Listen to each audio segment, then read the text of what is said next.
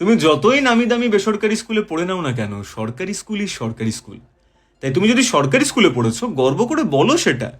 কারণ যাই করে নাও না কেন, সরকারি স্কুলে যেটা পাওয়া যায় সেটা বেসরকারি স্কুলে পড়া মানুষজন থোড়ি জানতে পারবে। কি পাওয়া যায়?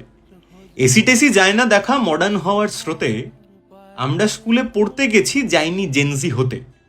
শহর জুড়ে পোস্টার নেই, তবু সবাই চেনে আমার স্কুল কি পয়সা দিয়ে থোড়ি স্টুডেন্ট কেনে।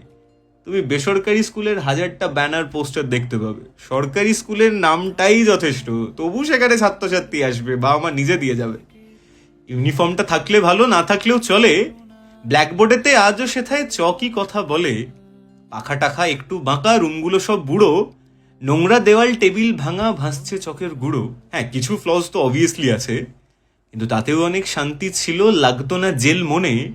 ডিপ্রেশনে ডুবতো না কেউ স্তব্ধ ক্লাসের কোণে।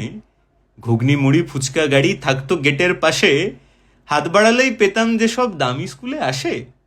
বই খাতা সব বাইরে নিতাম, স্কুলে কিনতে হতো না। বই খাতা সব বাইরে নিতাম, যে যার নিজের মতো। বাড়তি খরচ পকেট জুড়ে দেয়নি কোনো ক্ষত। পড়াশোনা দিব্যি হতো। যারা বলে না সরকারি স্কুলে কোনো পড়াশোনা হয় না, মিথ্যে কথা ভাই, হয়। তোমরাই ছেলে মেয়েদের পাঠাও না তো হবে কোথা দিয়ে? পড়াশোনা দিব্যি হতো, শেখার ইচ্ছে চাই। তুমি শুধু মারলে ফাঁকি, স্কুল কি করবে ভাই?